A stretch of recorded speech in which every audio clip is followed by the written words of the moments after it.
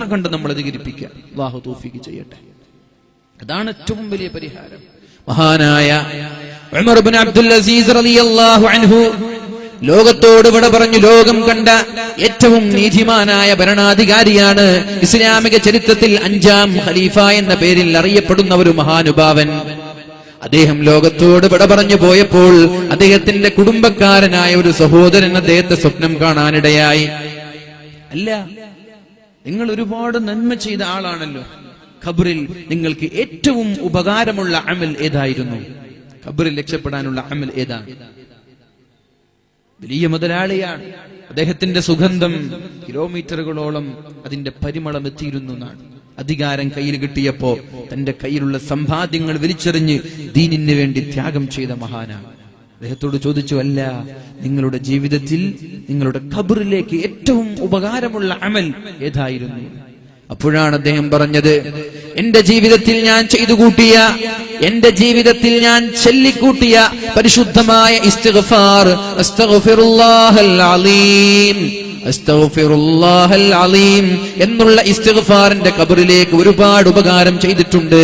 എന്റെ ഖബറിൽ ഏറ്റവും സുഖങ്ങൾ ലഭിക്കാൻ കാരണം ഇസ്തിഗ്ഫാർ ആണെന്ന് മഹാനായ ഉമർ ഇബ്നു അബ്ദുൽ അസീസ് റളിയല്ലാഹു അൻഹു പറയുമ്പോ, എന്റെ പ്രിയപ്പെട്ട സഹോദരങ്ങളോട്, രക്ഷിതാക്കളോട്, വൃദ്ധന്മാരായ എന്റെ സ്നേഹനിധികളായ ഉപ്പമാരോട്, ഉമ്മമാരോട് പറയാനുള്ളത്, വെറുതെ സ്വറ പറയുന്ന സമയങ്ങളിൽ, വെറുതെ സംസാരിച്ചിരിക്കുന്ന സമയങ്ങളിൽ, ടി വി കണ്ട സമയം നഷ്ടപ്പെടുത്തുന്ന സമയങ്ങളിൽ ഒരു തസ്ബീഹ് മാല കയ്യിൽ പിടിച്ചുകൊണ്ട് അസ്തഗ്ഫിറുല്ലാഹൽ അലീം, അസ്തഗ്ഫിറുല്ലാഹൽ അലീം എന്നിങ്ങനെ ചെല്ലാൻ തുടങ്ങിയാൽ നിങ്ങൾ മരിക്കുന്ന സമയത്ത് ഒരു തെറ്റുപോലുമില്ലാതെ ഒരു നല്ല മനുഷ്യനായി ഉമ്മ പെറ്റ മക്കളെ പോലെ ലാ ഇലാഹ ഇല്ലല്ലാഹ് എന്നുച്ചരിച്ച് മരിക്കാനുള്ള ഭാഗ്യമുണ്ടാകും. അല്ലാഹു തൗഫീഖ് ചെയ്യട്ടെ.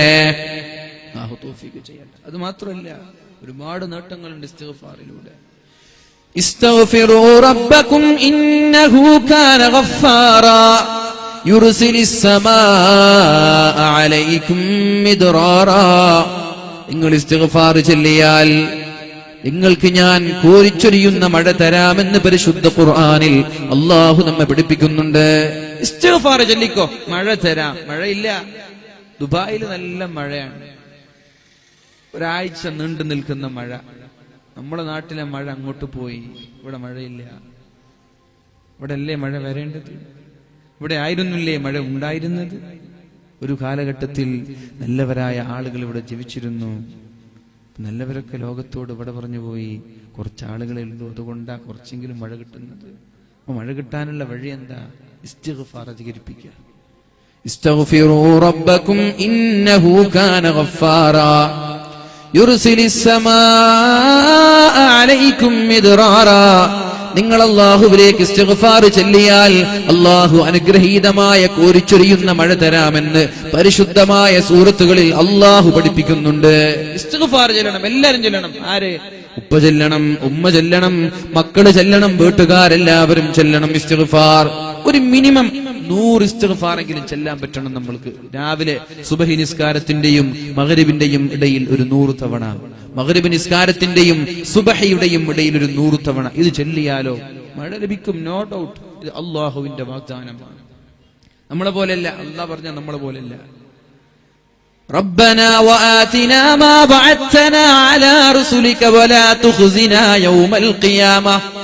അല്ലാഹുവേ, നീ ഞങ്ങൾക്ക് നൽകിയ വാഗ്ദാനം നീ നിറവേറ്റി തരണേ അല്ലാഹ്.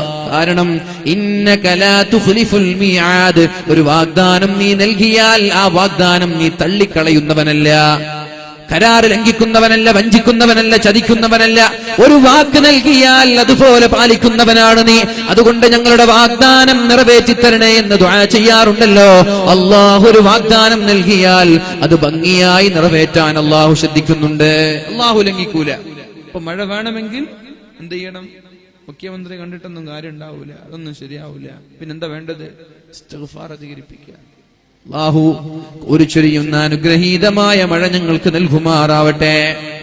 സ്വർഗം ലഭിക്കാനുള്ള ഒരു വഴി, മരിച്ചാൽ സ്വർഗം ലഭിക്കാനുള്ള ഒരു വഴി അല്ലാഹുവിന്റെ ഹബീബ് സല്ലല്ലാഹു അലൈഹി വസല്ലം നമ്മോട് പഠിപ്പിക്കുന്നുണ്ട്. മരിക്കുമെന്ന് ഉറപ്പാണല്ലോ, മരിക്കാതെ രക്ഷപ്പെടാൻ ആർക്കും പറ്റൂലല്ലോ, അല്ലേ? ആർക്കെങ്കിലും മരിക്കാതെ രക്ഷപ്പെടാൻ പറ്റുമോ? പല ആളുകളും ശ്രമിക്കുന്നുണ്ട്.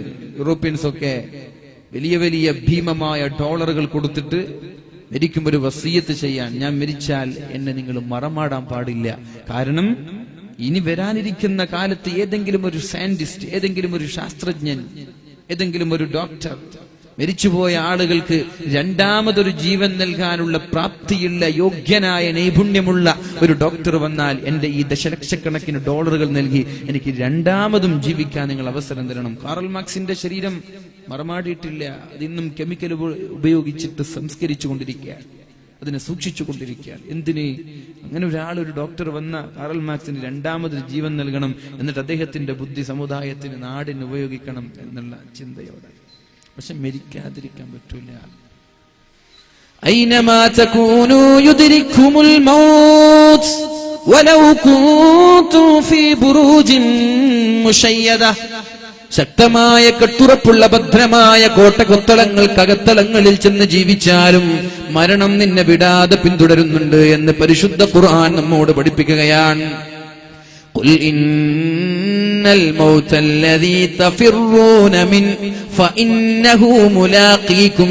മരണത്തിൽ നിന്ന് എത്ര ഓടാൻ ശ്രമിച്ചാലും അകലാൻ ശ്രമിച്ചാലും മരണം നിന്നെ വിടാതെ പിന്തുടരുമെന്ന് പരിശുദ്ധ ഖുർആൻ. മരിക്കാതിരിക്കാൻ പറ്റില്ല അല്ലെ? മരിക്കുന്ന ഉറപ്പാണ്.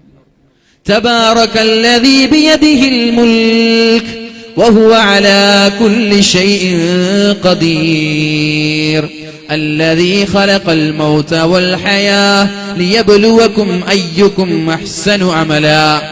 അല്ലാഹു മരണത്തെയും ജീവിതത്തെയും അല്ലാഹു സൃഷ്ടിച്ചത് നമ്മളിൽ ആരാണ് നല്ലവനും നോക്കാനാണ്.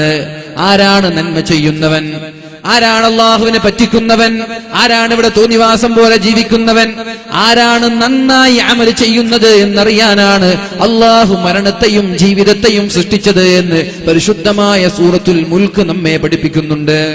അവ മരിക്കുമെന്ന് ഉറപ്പാണ്. പക്ഷെ മരിക്കുമ്പോ സ്വർഗത്തിലെത്തണം. അതിനുള്ള വഴി എന്താ? മരിക്കുന്ന ഉറപ്പല്ലേ അല്ലേ? നിങ്ങൾ ഇവിടെ ഉണ്ടോ? വണ്ടി ഇങ്ങനെ നോക്കുക, റോഡ് സൈഡ് വെച്ചാണല്ലോ കാപ്പുക. ടാങ്കറിലൊരു പോകും, അതിന്റെ സൗന്ദര്യം ആസ്വദിക്കും. വലിയ മരം കൊണ്ടുപോകുന്ന MP ഉണ്ടാകും, അതിന്റെ സൗന്ദര്യം ആസ്വദിക്കും. അതൊക്കെ നമുക്ക് നാളെ നോക്കാം. വേല കഴിഞ്ഞിട്ട് അരമണിക്കൂർ ഇരുന്നാൽ നിങ്ങളിപ്പോ നോക്കിയ വണ്ടിയൊക്കെ അത് ഒന്നും കൂടി പോകും. അങ്ങനെ ശ്രദ്ധിച്ചാൽ മതി. തൽക്കാലം ഇങ്ങോട്ട് ശ്രദ്ധിക്കും. കുറച്ച് സമയം നമ്മൾ മുമ്പിലുള്ളൂ അല്ലെ? 9 മണിയായി, ഒരു 10:30 മണി വരെ ഉള്ളൂ. മരിക്കാതിരിക്കാൻ ആർക്കെങ്കിലും പറ്റൂല അല്ലെ? അതിനുള്ളൊരു പരിഹാരം ഇല്ല. അതുകൊണ്ട് നമ്മൾക്ക് എന്ത് തീരുമാനിക്കാം? മരിക്കും എന്നുറപ്പുള്ളത് കൊണ്ട് തന്നെ മരിക്കുമ്പോ സ്വർഗത്തിലേക്ക് എത്താനുള്ള വഴി എന്താണ്? അതിനൊരു പരിഹാരം അല്ലാഹുവിന്റെ ഹബീബ് പഠിപ്പിക്കുന്നുണ്ട്. അല്ലാഹുമ്മ അൻത റബ്ബി ലാ ഇലാഹ ഇല്ലാ അൻത ഖലഖതനി അന അബ്ദുക വഅന അലാ അഹ്ദിക വവഅദിക മസ്തതഅതു അഊദു ബിക മിൻ ശർരി മാ സനഅതു അബൂഉ ലക ബിനിഅമതിക അലയ്യ വഅബൂഉ ലക ബിദംബി ഫഗ്ഫിർ ലീ ഫഇന്നഹു ലാ യഗ്ഫിറു ദുനൂബ ഇല്ലാ അൻത. ഈ ഇസ്തിഗ്ഫാർ അറിയുന്ന ആളുകൾ ഒന്ന് കൈപൊക്കെ പറയാ. അൽഹംദുലില്ലാഹ്. ഇസ്തിഗ്ഫാറിന്റെ നേതാവാണ്. നമ്മൾ പറഞ്ഞു ഇസ്തിഗ്ഫാർ ചെല്ലണം. അപ്പൊ ഏത് ഇസ്തിഗ്ഫാറാ ചെല്ലേണ്ടത്? ഇസ്തിഗ്ഫാറിന്റെ നേതാവ് ഇയാളാണ്.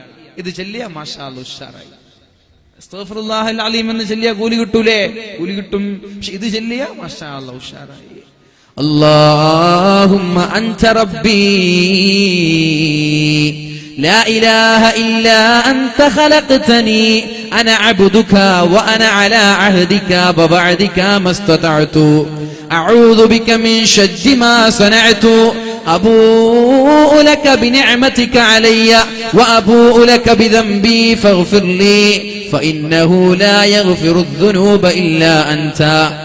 ഈ ഒരു ദിക്ർ ഒരാൾ അർത്ഥം മനസ്സിലാക്കി, ഇതിന്റെ ആശയം മനസ്സിലാക്കി സുബഹിക്ക് ശേഷം ഒരു തവണ ചൊല്ലിയാൽ, മഗ്രിബിന് മുമ്പെങ്ങാനും മരിച്ചുപോയാൽ ദഖലൽ ജന്ന, അയാൾ സ്വർഗത്തിലേക്കാണ് പോകുന്നത് എന്ന് പരിശുദ്ധ റസൂലുള്ളാഹ് സല്ലല്ലാഹു അലൈഹി വസല്ലം. സ്വലാത്ത് ചൊല്ലുന്നുണ്ടോ? മരിക്കുന്ന ഉറപ്പാണ്, മരിച്ച സ്വർഗത്തിലാണ്. സുബഹിക്ക് ശേഷം ഒരു തവണ അർത്ഥം ആലോചിച്ചത് ചൊല്ലിയാൽ മതി.